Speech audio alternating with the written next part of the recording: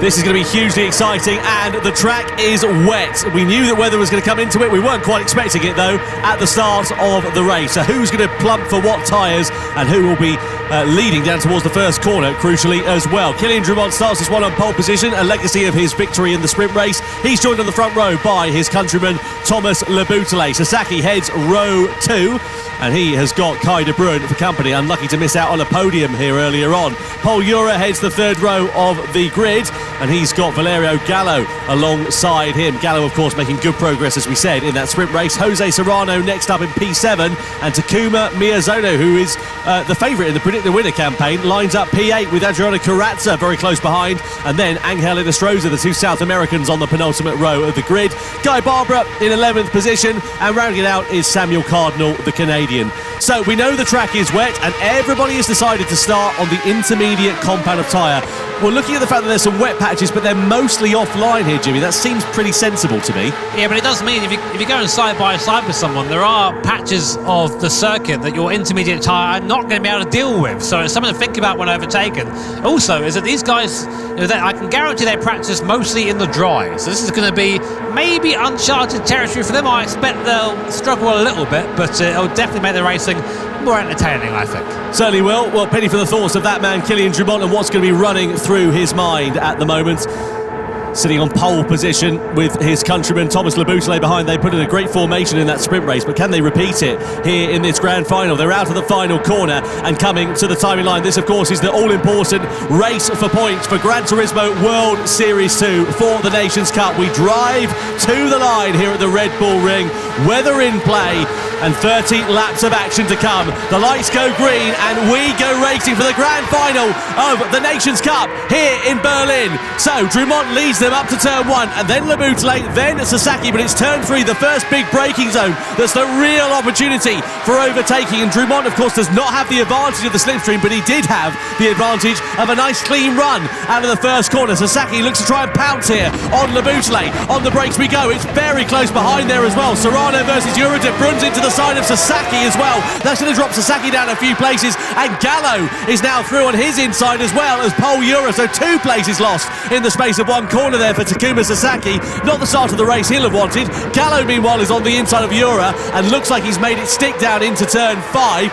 Serrano versus Miyazono side by side in the background. Action everywhere you look on the side of this race. Yeah, 3 places now lost for Sasaki. Gallo up 2, Kai de Bruin up 1 now. I'm sure the stewards will be having a little look at that one. It's quite an aggressive move there. Serrano now getting by Sasaki. That's 4 places lost for the Japanese driver, and now he's back with his countryman Takuma Miyazono. A terrible start there for the Japanese driver, but it just goes to show that qualifying doesn't always guarantee you a good start to the race. On board now, Sasaki, and look, he's that far back from where he started. You can see the spray being kicked up on the cars in front. Does hamper visibility a little bit, but not too much, enough to still see where you're going. But onto lap 2 now, and the driver's using all the curb on the exit there, so confident to do that on this intermediate tyre, but got to be careful because they might still find a wet patch yet.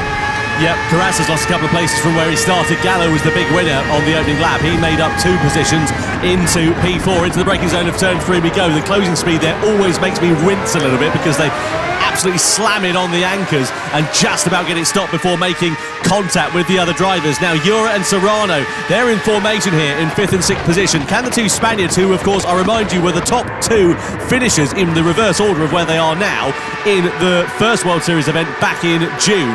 So Serrano and Ura with a lot of work to do in 6th and 5th place there respectively. Kai de Bruin meanwhile up into 3rd, but we know that incident on the first lap at the moment is under investigation. Yeah, we'll see what the stewards say on that one, but meanwhile it's Drumont, Leboutelet, de Bruin.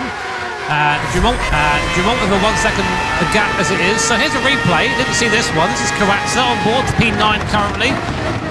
On the brakes. Oh, yeah, punts the back of Miyazono there, and Guy Barbara having contact.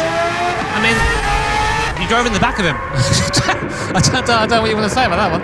Yeah, not ideal at all there for Adriana Carrazza. We know he's not afraid of getting his elbows out and often gets into a bit of trouble for it as well. The upshot is he's down in 11th position, so not good at all there for him. Guy Barbara was the big sort of profit on that. Here's Kai de Bruin attacking against Thomas Leboutelet. Disappointed to miss out on that podium in the sprint race was de Bruin. He makes amends for it with a send to the inside down into turn 3 and up into 2nd position is the Dutchman then. Great start to this race then here for him so far. Kai de Bruin looking strong today here at Berlin. I mean, could this finally be the time we see Kai battle for a win here? I don't know. Too early now to you've say. done it. I've probably jinxed it, but yeah, on lap 3 of a third of that race, is that what you call it? Well, look, we're on lap 3, Jimmy, but I have to say, look at the circuit. You can see a few dry lines sort of just beginning to start appearing there, and I'm interested to see how much the spray is going to start to dissipate over the course of this one, because if there's no active rain falling, of course, these intermediate tyres, they're working all right here so far, but when's the crossover point going to come where you're going to think about dry tyres? There we are, look at the crossover lap times. Where are we now in terms of them?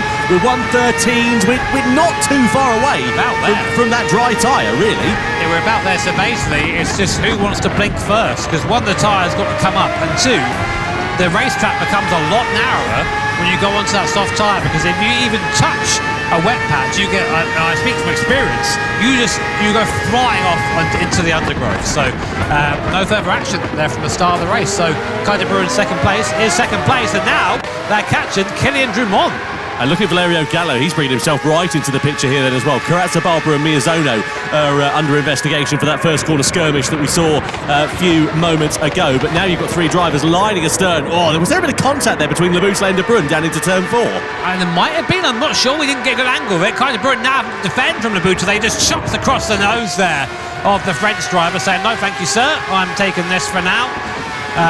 But yeah, might have been a smattering of contact, but I'm sure. So in the midfield, we're just behind this now. We have the Spanish Euro and Serrano. Gallo there moving offline. Maybe to try and break the toe, maybe to try and cool the tyres down, because it looks like you can see now a dry line forming.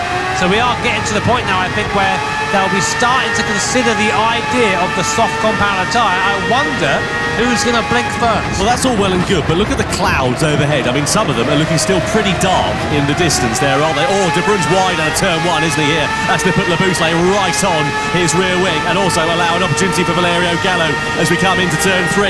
So into the braking zone we go. Labuschagne's got the inside line. Gallo's got the momentum, but no room to use it. Oh, and a biff into the back there as Jura, sort of half-season opportunity, but makes a bit of a meal of his braking and has to back out of it and just allow Gallo an opportunity to hold on to that 4th place. Yeah, a bit clumsy by Jura there, just sort of running into the back of Gallo. I mean, there's nowhere to go there, run into the back of him. So I don't think there'll be a penalty or anything, but just maybe a little warning from the steward saying, come on, keep it clean. We've got a long race to go, yeah, boys, so don't be shunting each other on lap 5.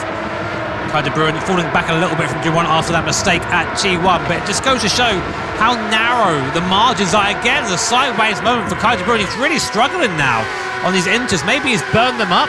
I was just about to say, that way. Yeah, I was overheating the tyres now then here. I mean, in terms of the tyre wear, they're all about sort of the same. Oh, Labuschagne's the first driver to blink, so P3, Labuschagne's come in. We were asking that at the end of the last lap, and at the end of this one, Labuschagne's come in. He's going to stick a set of, surely, soft tyres on, because if the rain is going to be set to come down later on, if you stuck anything other than softs on, you'd be a bit of a wally, to be honest with you. Onto the soft he goes. Labuschagné out and into the circuit, but where's he going to emerge? Well, I don't understand though, surely. If you're like Cardinal and Estroza, Karatza, you take a punt too. You go for it, because you're not going to catch him on speed at that point. But I would love to see how Labuschagne handles this as Gallo comes under attack from Jura. Jura up the inside, Serrano's going to follow him through. They come 2 at a time to the Spaniards, and there comes Jura. Can Serrano make it through as well, using the draft of Jura, who pulls across to help his compatriot? That's teamwork there. These guys are working together. I love that. And Sasaki's there sort of lurking in the background here, isn't he, after the challenging starts that the Japanese driver has had to this race. I really am not sure what's going on with Takuma Miyazono at the moment, by the way. We're used to seeing him up the sharp end pretty consistently throughout this one. And, normally we see him doing a bit of a different strategy, so it would be a bit all over the place. But, here in these conditions, you have no choice but to be on the tyres that you're on, really. He's not made much of an impression at all here tonight. No, not really. Just maybe not gelling. He's been very busy. He's driving real life now in the NLS and Nürburgring Langstrecke series. And might I say, by the way, fastest Sector 2 by Thomas Labuschagne. So soft tyres are the way to go. There we go. Serrano and Barbara ready to take profit of that one. They've listened to the advice. Now, the question is, have they chosen the right time? Because look, the dry line, very much prominent here. You can see it's pretty slick still, though, offline. You've got to be quite careful, because you dive to the inside, even though you've got those slick tyres on in particular, and you're sending it through, you're not going to get the car stopped, because you're just going to have no grip coming into the braking zone. On the intermediate tyres, you might be all right if you've got enough rubber left underneath you and you've not burned them up. But this is the problem. All the while they're on this drying circuit, they're going to be slower than the soft shell runners who are just going to be closing that gap down, even though they're at the back of the field. The lap times are falling, Tom, with 14, 15 second, 1:15 some people there, from the 1:13 from earlier on. These intermediate tyres are just falling apart. They've got to get onto a soft tyre. Laboutelet, I think, has called it well, because we'll see how he is through that middle sector, what his lap time is. He's not set a full lap time yet without a outlap. So we've got 1:13.0 to beat. I won't be surprised to see him dip into the 12s here, and he'll be the overall leader when they all pit. No doubt about it. Now, do the top two come into the pit lane and blink the other? They have to. Yeah, no worries. So, Ura in there as well. Gallo surely is going to follow them. I just reckon we're going to see a flying formation with everybody else coming into the box, because any longer on that one, you just be a bit of a fool, really. You have to sit for the current conditions. But the question is, Laboutelet, Serrano and Barbara, what sort of inroads have they been able to make relative to the other drivers around them? The question will be here for Laboutelet in particular, because he was the first driver to blink, and has he got the lead of the race back here from Kilian Drumont as a result of that early pit stop? Comes out of the first corner, and he is now back into the lead of the race, and he's got a bit of a cushion here, and Serrano's picked his pocket there as well, so that's worked out quite nicely there for Jose Serrano, who now splits the two Frenchmen in second. Laboutelet went 6 tenths faster than anyone on that first full lap there on the slick tyres, so that was the right choice. I'd say maybe they all boxed a little bit too late. It was a bit of a gamble by Laboutelet, but it did pay off. It's put him at the front of the pack now, and everybody else who sort of followed suit. Serrano boxed early as well, has moved himself on a few places, so that was the right choice to do that. But yeah, I mean, we'll see if it continues this way, if it continues to dry, or whether we're due more rain or not. Yeah, the clouds you can see looking still pretty menacing overhead. There's a big dark one right up in the middle of the middle sector there, and I mean, look, I'm no weather expert, but I have lived in Great Britain for pretty much all of my life. I have to say, that is looking pretty menacing, pretty ominous indeed. You had no choice but to change over to the dry tyres. You can try and eke it out on the intermediate tyres. You're going to hemorrhage so much time that anything you'd have gained from not making that extra pit stop, you'd have ended up losing from the fact that everybody else around you would have been so much faster. So they had no other choice but to blink at that point, and it's been a great profit there for Thomas Laboutelet and for Jose Serrano.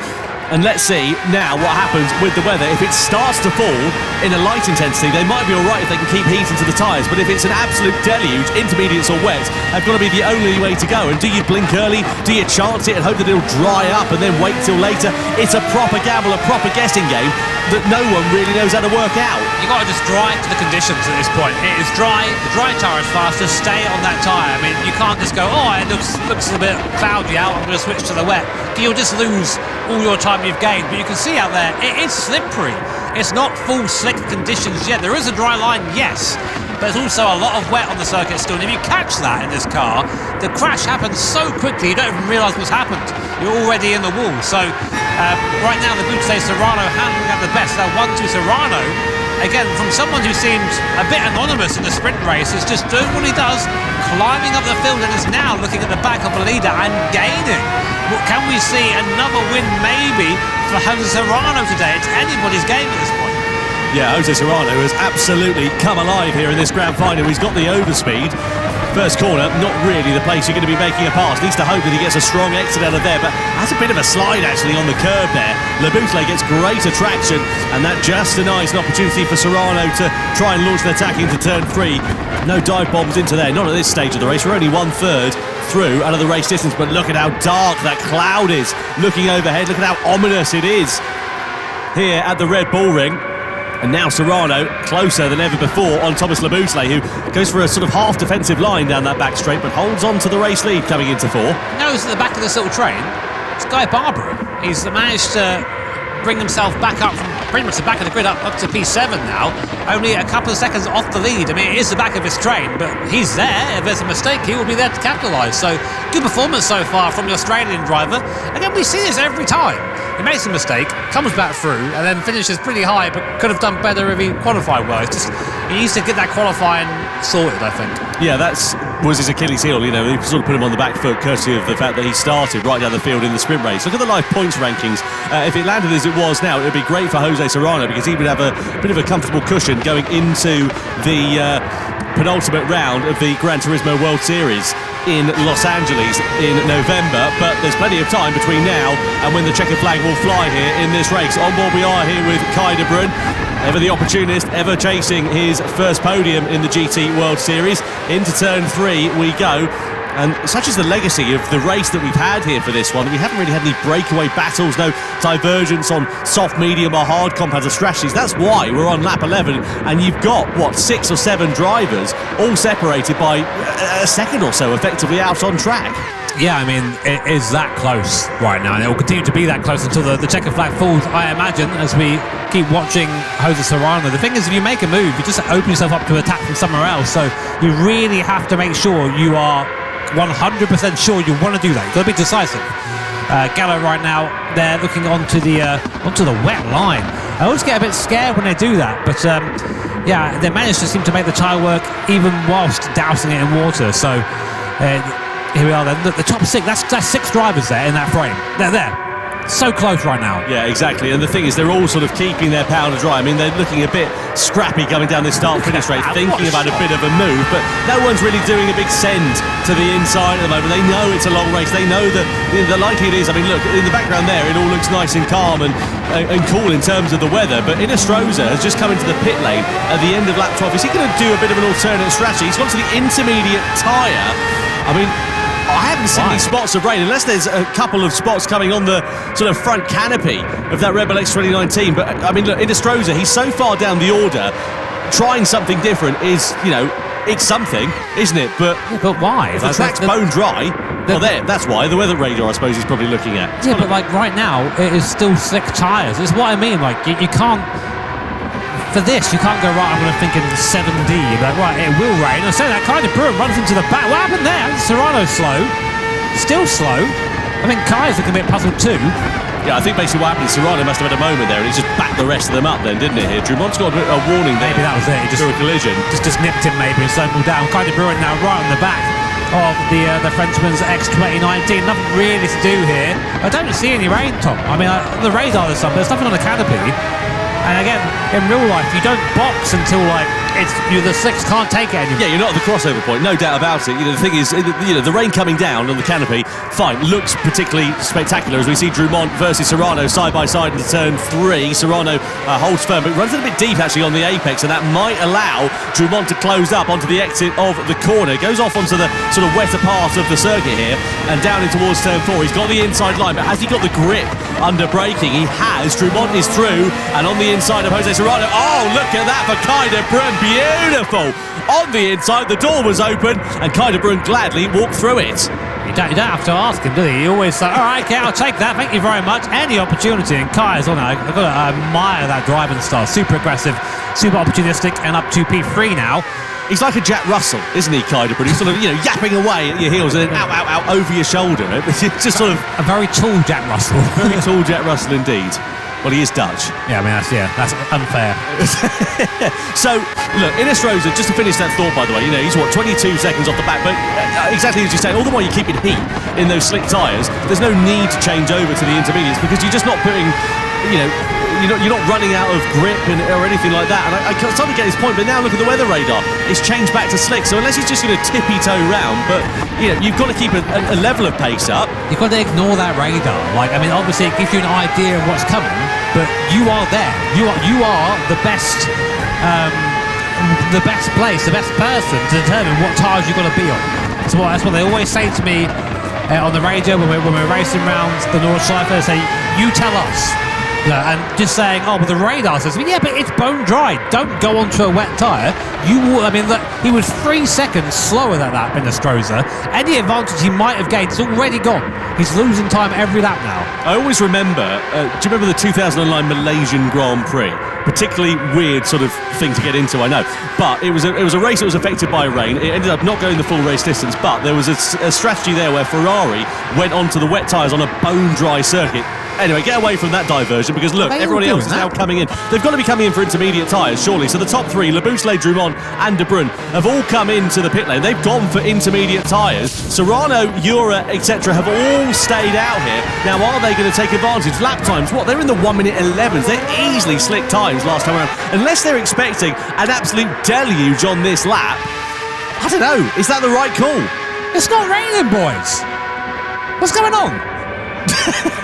I'm sitting here like wondering, I mean, maybe they can see something we can't. I mean, but again, I can see there is the weather radar here. I mean, hopefully we can show you guys on screen as well. So we can see that here is the weather radar. We can see that there is some rain coming, but can you see rain now? No! What's going on? Oh, Laboutelet and De Bruyne there. So De Bruyne's managed to take profit of that one. So he's now ahead of the two Frenchmen. Of course, Laboutelet, just to remind you, was in the race lead prior to this one. So, you know, is this the effective race lead, or is now this the time for Jose Serrano Pol Jura to start coming to the fore? Now there is the rain on the canopy for the first time. But of course they've waited a lap later. They'll have been pumping in 6 times. They're going around another time. So they're thinking we're nowhere near the crossover point, but are they going to be waiting that little bit too long? Because now the rain's coming down at a heavier intensity here. Miyazono and Karatza subsequently have blinked at the end of lap 16. They've decided they're going for intermediates. They're just going to risk it, I think, and try and save the pit stop. If you can do that and hang it out, you save a pit stop. I was speaking to our co-commentator Florian Strauss. No, it's the wrong choice. Look at this. It is definitely the wrong choice. The slick tyres have nothing. But then again, that the rain is almost stopped again. Maybe it's drier at this point of the circuit. Of course, the rain moves over the track, so not all of it is wet at once. Just to give some clarification for the audience, by the way, the weather radar, when it's a light blue, that's sort of a light rain. When it gets to dark blue, that's a heavy rain. When it's green, duck and find cover and get a boat with 2 oars rather than a Red Bull X2019 with wet tyres, to be honest with you, is probably the best solution. Right, so it's pretty wet in the first part of the first sector that we can see. The middle sector looks all right, though, to be honest with you. Can't see too much rain that's affecting this part of the circuit. Now the question is, how much time for the likes of Laboutelet, De Bruyne and Drummond, who all boxed at the end of the last lap, how much time are they going to be gaining or losing relative to the top 4 who are still on the slick tyres? The opportunity is there for these slick runners, but, you know, are the track conditions meeting what they're expecting? Well, here's where it's wettest. It's down here at T1 going up towards T2 and T3, and that's where we saw Gallo really struggle. But let's have a look now as they come through. It looks like it's dry. So I think by staying out, making that right call, the water's been cleared up pretty much instantly. I mean, these things are pretty much vacuum clears the water. The water gets just thrown up and off into oblivion. So staying on this soft tyre was the right choice, because now they don't have to box off it again. They're on the right tyre at this time. If it does continue to rain, then you come in a box. But I think braving that out was the right choice, and only 4 cars have done that. Serrano, Jura, Gallo and Guy Barbara. But Drummond has just lost a place to Takuma Sasaki, who's braved it out on the soft compactor tyre and is now taking profit of those runners who went for the intermediate tyres in this middle stint of the race, and now they're hemorrhaging time relative to those around. I mean, like lap times wise, last time around, Jose Serrano on the soft tyres, 1:16.6. Laboutelet was a 1:13, but this time it's going to be surely the converse of that, because the rain has stopped and the track conditions are falling back. Or is it though? I say that, now the top 3 are coming into the pits. Is Guy Barbara going to follow them in, or is he going to go bold with the strategy? No, he comes in as well. He's following the leaders because he's now gained track position pretty much from right at the back of the field. So they're going on to the intermediate tyres about 2 laps later than the top 3. So now let's see how this is ebb and flowed. Don't forget, Laboutelet and Drummond were at the front of this race along with Serrano prior to the pit stops.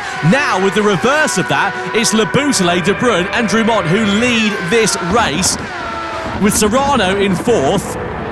Karatza's up to 5th position here, and Jura is down to 6th place. So those who did pit earlier for those intermediate tyres ultimately have managed to take profit of that. See a lot of confused faces in the audience. Don't worry, us too. We're trying to work it out as we go at the moment. But what I would love to see now is that weather radar, because guess what? Rain's here once again, but there are people out there on significantly newer intermediate tyres than the rest. So have to wonder if they just saw this coming, because you can only go so far out of the weather radar. You can't go too far, but that cloud looks ominous. Laboutelet, De Bruyne and Drummond 1, 2, 3. Serrano 4th as well. Really, and that pack who stayed out, who braved it, actually lost out, which I don't see how that makes sense. My brain can't get around that. So I kind of get what you're saying, but yeah, look, it's difficult. I mean, look at the sky. It's like a British summer's day, this. It's dark on one part of it, and look at the rain now. It's coming down in a very heavy intensity, heavier than we've seen it over the course of this one. Now, the question is, how long are these intermediate tyres going to hold up? And those who pitted earlier on, of course, their intermediate tyres are going to be a lot more worn than those who pitted 2 laps later, because the track wasn't wet enough at the time. They were burning up, they were overheating those intermediate tyres. So if you're on the Inters now, fine, have you got the grip underneath you because you might have burnt those tyres out a bit sooner, or are you going to still have the grip underneath you because the rain might be falling heavier? And of course, bear in mind, the way that intermediate tyres wear is you basically burn the tread away. So if it gets wetter, you lose the ability to move the water in the same way you would with a fresh intermediate tyre. So you start getting into a lot of levels of thinking here, trying to work out what is the best way to do it.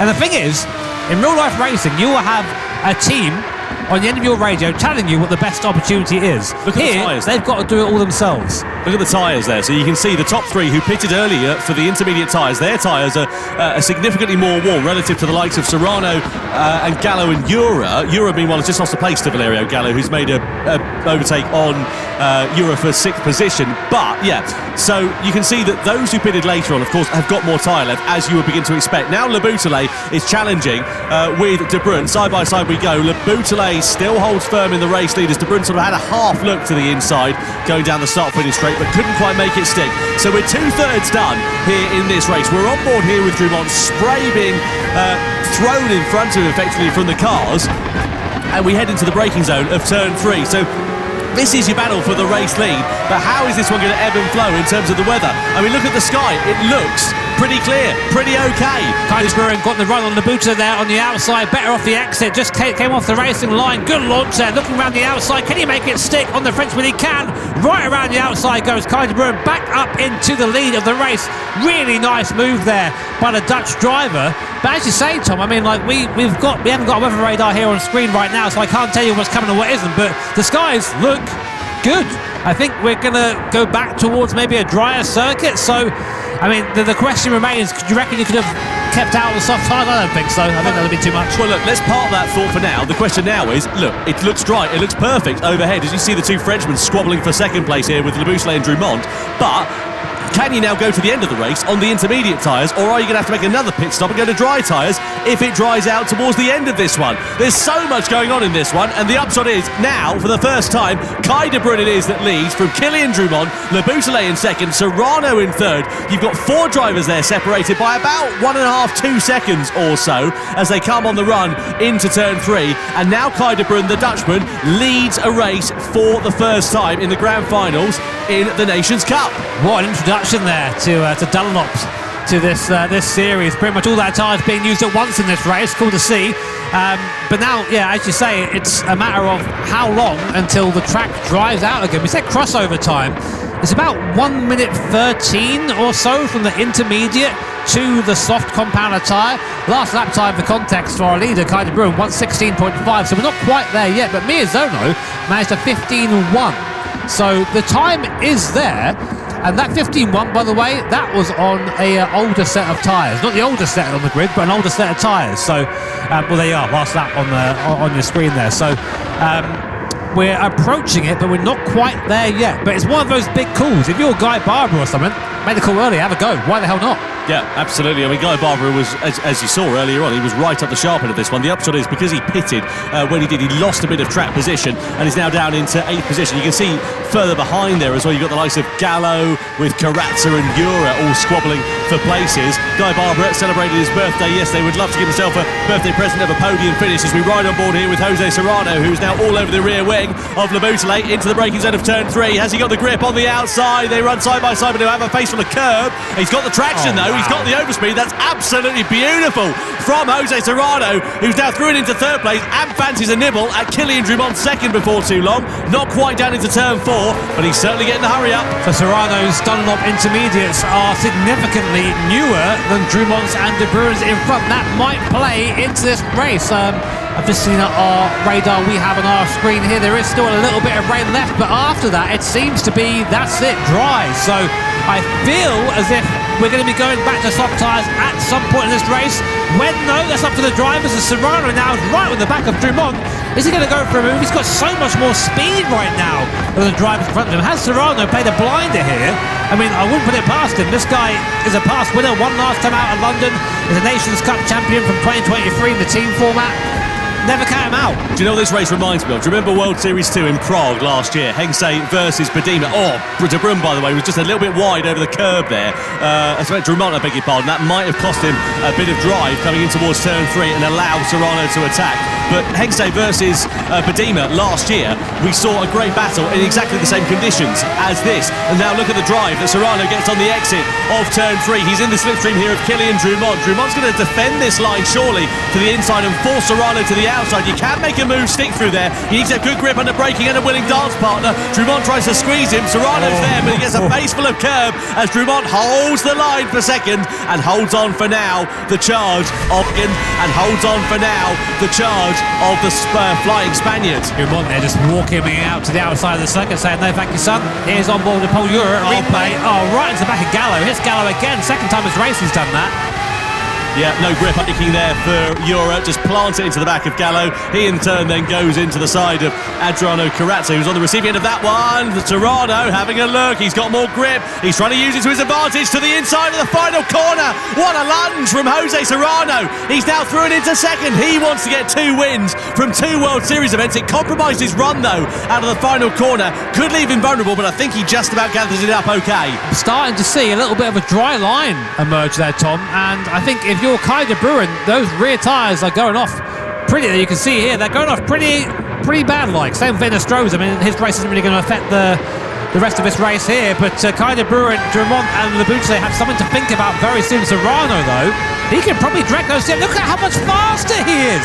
He's already in the back of Kai De Bruyne, going down into T4 here. Will he make a go of it? He gets very close to the Dutchman, but look at the amount of speed he has over the car in front. It's only a matter of time. It has to be. Serrano will be leading this race if he can get by Kai De Bruyne. De Bruyne's going to defend this one here in the middle sector. No surprise there at all. Rose is going to surely go into the soft tyres. Nothing to lose there for him right at the back. But at the sharp end of this one, De Bruyne, he's all over the road. He's just got no grip underneath him. Serrano's going to drive by like he's left the handbrake on. There's contact as they come through the exit of the right-hander. Serrano though with the inside line, and now the lead of the race for the first time. Jose Serrano for Spain is in front. Serrano having a look. He's got more grip. He's trying to use it to his advantage to the inside of the final corner. What a lunge from Jose Serrano. He's now through it into second. He wants to get 2 wins from 2 World Series events. It compromised his run though out of the final corner. Could leave him vulnerable, but I think he just about gathers it up okay. I'm starting to see a little bit of a dry line emerge there, Tom, and I think if you're Kai De Bruyne, those rear tyres are going off pretty, you can see here, they're going off pretty bad like. Same for Stroza. I mean, his race isn't really going to affect the rest of this race here, but Kai De Bruyne, Drummond and Labuche have something to think about very soon. Serrano, though, he can probably direct those in. Look at how much faster he is. He's already in the back of Kai De Bruyne, going down into T4 here. Will he make a go of it? He gets very close to the Dutchman, but look at the amount of speed he has over the car in front. It's only a matter of time. It has to be. Serrano will be leading this race if he can get by Kai De Bruyne. De Bruyne's going to defend this one here in the middle sector. No surprise there at all. Rose is going to surely go into the soft tyres. Nothing to lose there for him right at the back. But at the sharp end of this one, De Bruyne, he's all over the road. He's just got no grip underneath him. Serrano's going to drive by like he's left the handbrake on. There's contact as they come through the exit of the right-hander. Serrano though with the inside line, and now the lead of the race for the first time. Jose Serrano for Spain is in front here in the grand final, and he's got 6 laps separating him from his 2nd victory in succession. I don't think there's enough time to come in and put the softs on for it to make a difference. I think you're right. I was just about to say, you know, the crossover, what, we won 13? We're about at that window now, but the time you're going to lose, what, 25 seconds, something like that? You're not going to gain that unless everybody else does it, and it's such a gamble. At the sharp end, Serrano, I don't think he can afford to take that risk now. But some of these guys might have to. I mean, look who's having a stab at it. Mirzono's going to have to go, whatever. Nothing to lose for Mirzono. It's a long way back on this pack, but it might be worth doing something. There's 5 and a bit laps left.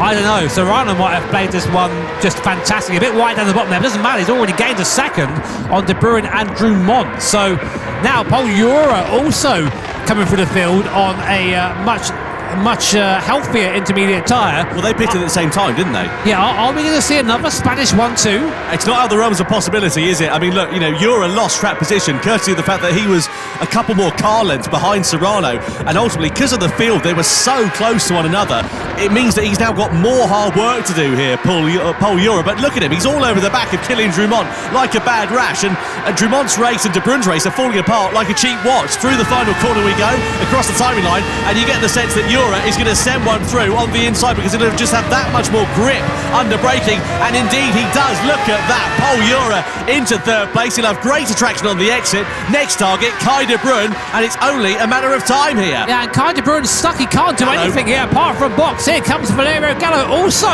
on a newer tyre as well. So all those who pitted for the intermediates a bit later are all seeing, oh, Drumont and Bouteille contact the French drivers who were leading this 1-2 at the start down to 5th and 6th and still falling, and suddenly Gallo is in with a chance of a podium too. There's no adage for experience in the Gran Turismo World Series. The podium, just to remind you, for World Series 1, Serrano, Jura and Gallo was your top 3 finishers. At the moment it looks set that could be on for a repeat. Serrano leads, but Jura's got the inside line here on Kai De Bruyne in the middle sector. Can he make it stick through into the left-hander? He can! And Gallo's there as well. De Bruyne loses 2 places. Drumont's rear tyres are absolutely toast, by the way. That's why he's sliding around like a dog on a polished floor. So he's going to surely have to come in and make a box before the end of this race. De Bruyne's going to be going backwards there as well. They're intermediate tyres. There's no water left to clear them. They're just overheating. They're all over the shop. And now we've got 2 laps left remaining. And it's Serrano, Jura and Gallo, a repeat, possibly, of the World Series 1 podium on the cards here in Berlin. That is huge. And you know who gains 2 seconds there in Sector 2 alone? Takuma Miyazono in P9. So he's flying right now on that soft compound tyre. I think maybe a bit too far back to do anything, but still the speed is there. Who knows? Well, look who the big winners are in that one. Guy Barbara, I know he's just picked up a 2-second penalty. Sasaki as well also made ground because they pitted at the same time as the 3 who are now in the top 3 positions here of this race. And I tell you what, Jimmy, it's not over in the battle for these podium places because Gallo, he needs as many points as he can. He's 3rd in the championship at the moment. If he can get one over of Jura, that will be enough to promote him up into 2nd in the championship, I reckon. You'll know he'll have a go. Last lap there. Look who's the fastest on circuit right now. It's Takuma Miyazono, 1:12.1, but only 1.1 seconds faster than Serrano. Not quick enough, I think, to make that gap to the front, but quick enough to maybe challenge for a couple more positions. Meanwhile, Jura and Gallo going at it on his intermediate tyres, wearing more and more. Jura boxes. He's boxed. Why? His intermediate tyres. Is he just taking a gamble? Is he deciding that why his tyres are going to be slow to the end of the race and he's taking a risk? I mean, look, for our money, the safe bet, surely, 2 laps to go, you just nurse those intermediate tyres to the end of this race, but he's throwing caution to the wind. I mean, what's there a gap, 5 seconds or so? Back to Sasaki, but surely he's going to be dropping track position. Let's see where he comes out of the pit lane here, Paul Jura. He's going to have the mother and father of all jobs now to do this in the last 2 laps of this race. The upshot is, though, Serrano has to play this one safe. He's got no choice. He's backed into a corner, and he's now just got to drive this one as best he can. Barbara versus De Bruyne, meanwhile. De Bruyne's still stuffing it out on the intermediate tyres, but he's going to fall down like a stone. But we're still holding our head in our hands, wondering the strategy there of Paul Jura, who's, by the looks of things, thrown away what could have been a certain podium. I don't understand. I don't know. We'll ask him afterwards, but only he knows what's going through his own mind. But meanwhile, Kai De Bruyne fighting off Guy Barbara. I bet he didn't think he'd be battling for 4th place at the end of this. Sasaki ahead of them on the podium now. Again, someone else who probably had no idea, but Serrano is coming on to start his penultimate lap, and the pace is still there. His last lap, 14.3, starting to fall off now. But look at the gap. He can afford a couple of seconds a lap. The drop-off is quite dramatic, I will say, on these intermediate tyres. So unless they're sort of thinking, look, if I run 2 more laps on these tyres, the rears are going to be toast, and I'm just going to be crawling around on that final lap. And that's what they're sort of gambling on. But look, let's wait and see how it all works out. I tell you, someone who'll be ruining how this race has panned out is Guy Barbara. I know he's in P5 and he's on for a strong result, but he was on the podium effectively now. He was in where Sasaki was prior to that 2-second penalty that he had a few moments ago. Meanwhile, Takuma Miyazono, we've hardly mentioned him at all here tonight. We talked about unusual strategies. He's just quietly ghosted his way up into 6th position and is now all over the back of Guy Barbara as De Bruyne versus Sasaki for the final podium place. Side by side they go. Sasaki holds it, but De Bruyne's got the inside line. Has he got the traction through on the inside? He has. Kai De Bruyne is now back up and into the podium places. Yeah, De Bruyne wants this. He's basically on the podium the entire race. Miyazono, though, look at him. He's stuck. He can't get by Guy Barbara because he can't go off the race and lie on those soft tyres, but the traction's there.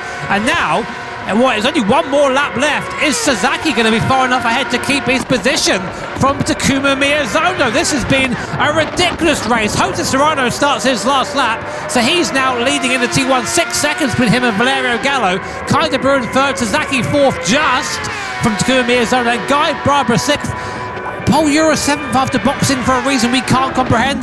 This race has been ridiculous. Well, look, the points rankings here for Jose Serrano. It would be a clean sweep in the Nations Cup for him so far, but Paul Ura, he'd have been on for a level second place with Valerio Gallo had he finished where he was. The upshot is he's now looking set to not finish on the podium unless other drivers fall into severe misfortunes in the final half a lap here at this Red Bull Ring circuit. But Jose Serrano, his rear tyres are absolutely knackered at the moment. They're right down to the canvas, the cord and anything that's underneath that, and he's just going to be cruising his way. But he's got, what, 7 seconds in his pocket, and unless he makes a slip up of his lines in the final sector, I think this race is going to go the way of Jose Serrano. And what a drive it has proven to be. 2 more corners from home, and this is going to feel like the longest 2 of the young Spaniard's life. He now makes his way around the final corner. Jose Serrano makes it 2 wins from 2 races in the Nations Cup here in Berlin. What a performance from the Spaniard. Second place for Valerio Gallo, and P3 for Kaida Bruin. His first ever podium in the Gran Turismo World Series. Sasaki versus Miyazono, and Miyazono mugs Sasaki at the checkered flag there as well. And Paul Ura, well, from what we saw, it looks like he threw away what could have been an almost certain podium here tonight. I'm not allowed to describe this race in the way I want to because we're down by Ofcom. Yeah, we're a friendly stream that way. But what happened there? That was a ridiculous race, and how well played by Jose Serrano. You know what, going into this final, I was like, nah, he's not in it. It's going to be between the French guys, who ended 7th and 8th, by the way, Boutlet and Drummond. But Serrano just showing what experience means in these GT live events. Valerio Gallo, an amazing second place, who finished with pretty much no rear left tyre, and Kaida Bruin finally getting back on the podium where he belongs. A couple of steps maybe lower than he wanted, but still an impressive performance there from the Dutchman. Yeah, I have to say, if you are